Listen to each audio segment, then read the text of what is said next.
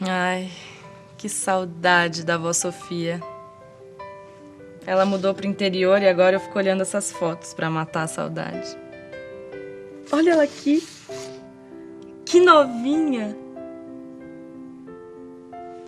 Ela já usava bengala porque ela teve paralisia infantil quando era criança. Mas mesmo com a perna direita paralisada, ela nadava muito bem.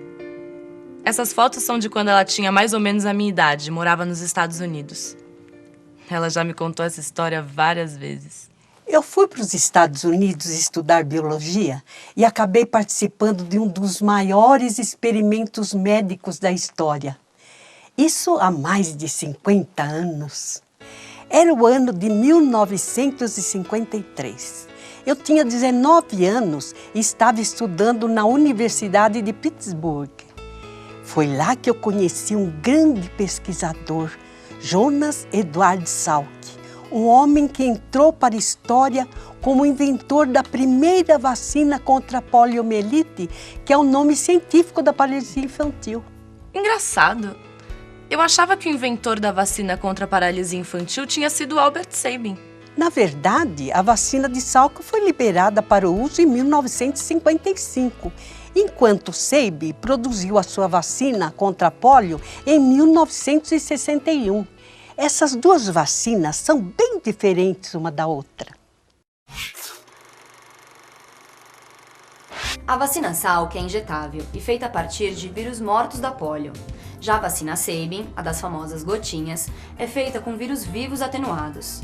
Isso quer dizer que eles são bem fraquinhos, mas ainda têm uma pequena capacidade de causar a doença, estimulando o organismo a produzir anticorpos contra a doença. A vacina Sabin tem uma grande vantagem. Os vírus atenuados, que têm capacidade para se reproduzir, são transmitidos de uma pessoa para outra. Quer dizer, acontece uma espécie de contaminação atenuada. Com isso, muitas crianças que vivem em locais mais carentes acabam sendo imunizadas contra a paralisia infantil, mesmo que nunca tenham sido vacinadas. Aqui no Brasil, as vacinações em massa são feitas com a vacina Sabin, e graças a ela, a polio está erradicada em todo o nosso país. A avó Sofia me contou que em lugares onde não existe muita pobreza e a polio está erradicada, é preferível usar a vacina Salk, já que é produzida com um vírus morto e não tem chances de causar a doença.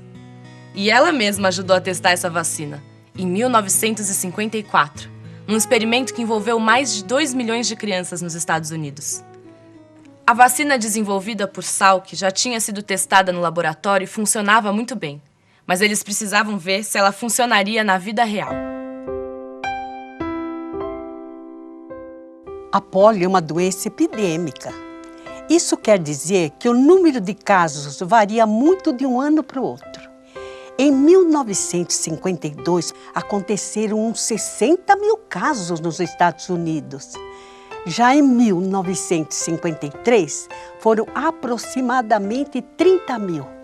Então, em 1954, quando foi feito o teste com a vacina, se apresentassem poucos casos de polio, isso poderia significar duas coisas: ou que a vacina funcionou, ou que não houve epidemia naquele ano. Para evitar erros na avaliação dos resultados, foi preciso planejar muito bem o experimento, com algumas técnicas da estatística. Eu olhei no dicionário e vi que a estatística é o ramo da matemática que trata da coleta e da interpretação de dados numéricos. Minha avó me explicou que a estatística foi a base de todo o experimento. E para começar, eles tiveram que dividir as crianças em 2 grupos, um de tratamento e outro de controle. O grupo de tratamento era composto por crianças que de fato receberiam a vacina que estava sendo testada. Já no grupo de controle, as crianças não receberiam vacina nenhuma. E os grupos nem precisavam ter o mesmo número de pessoas, porque a estatística analisa e compara a porcentagem de crianças contaminadas em cada grupo, e não os números absolutos. Eu fiquei horrorizada quando minha avó me falou que para ter um grupo de controle, um monte de crianças tinha de ficar sem a vacina. Elas ficaram desprotegidas. Essa é mesmo uma questão delicada. Mas não tinha outro jeito de comparar resultados e descobrir se a vacina realmente funcionava. Para resolver quais crianças iam ser vacinadas e quais não iam, nós pensamos em várias estratégias. Como nós só poderíamos vacinar as crianças mediante autorização dos pais, uma das soluções seria essa: vacinar as crianças com autorização dos pais, e esse seria o grupo de tratamento, e fazer das crianças sem autorização dos pais o grupo de controle, que não receberia a vacina. Acontece que os pais com nível socioeconômico mais alto tinham uma tendência maior para autorizar a vacinação. Isso seria um problema, porque então teríamos um grupo de tratamento formado na maior parte por crianças com nível socioeconômico mais elevado e um grupo de controle com a maioria de crianças de nível socioeconômico mais baixo. Eu nem imaginava que o nível socioeconômico das crianças tivesse alguma coisa a ver com isso. Sim, e por incrível que pareça, as crianças com nível socioeconômico mais baixo eram menos vulneráveis à pólio.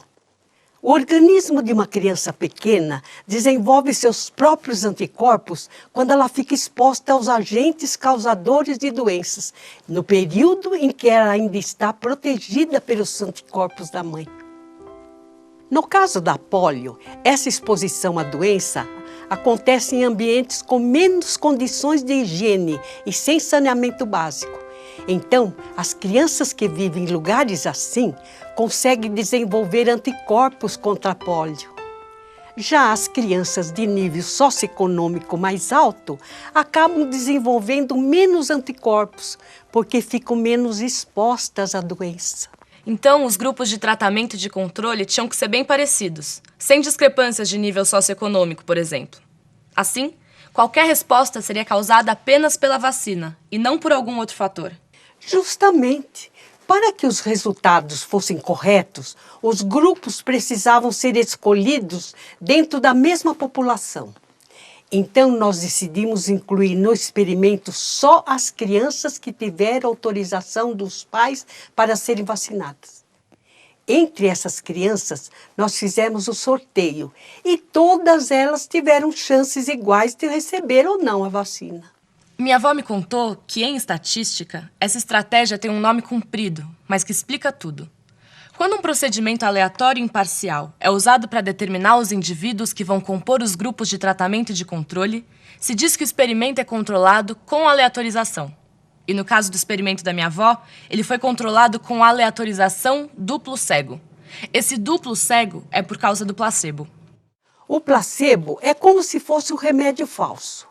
Ele serve para controlar possíveis reações psicológicas na pessoa que está sendo medicada. A pessoa acha que está tomando um remédio, mas na verdade não está. No nosso experimento, as crianças do grupo de controle receberam uma injeção de sal dissolvido em água. Assim, durante o experimento, ninguém sabia se estava em tratamento ou em controle. Interessante, né? Mas o experimento era duplo cego porque, além das crianças e dos pais não saberem se elas tinham recebido a vacina verdadeira ou placebo, os médicos que iam fazer o diagnóstico também não sabiam. A pólio é uma doença difícil de ser diagnosticada. Se o médico sabe que uma criança com sintomas de pólio não foi vacinada, ele pode concluir que ela realmente está com a doença. Da mesma forma, se a criança apresenta sintomas de pólio e o médico sabe que ela foi vacinada, ele pode achar que ela está com outra doença e não a pólio. Os resultados do experimento poderiam ser afetados por isso também. Então, nem os médicos que tratavam as crianças sabiam quem tinha sido vacinado ou não. Por isso o nome de duplo cego. Que trabalheira, né? Mas minha avó explicou que tem que ser assim, porque a estatística precisa levar em conta muitas variáveis e reduzir ao mínimo as distorções causadas por outros fatores que não sejam objeto de estudo. Mas aposto que todo mundo quer saber quais foram as conclusões do experimento da minha avó. A vacina era realmente eficiente contra a pólio, já que o número de casos da doença no grupo de tratamento foi 3 vezes menor que no grupo de controle que não foi vacinado. Foi assim que o experimento terminou. Puxa, de tanto falar da avó Sofia, minha saudade aumentou. Acho que eu vou passar uns dias com ela lá no interior e vou deixar vocês. Tchau, tchau!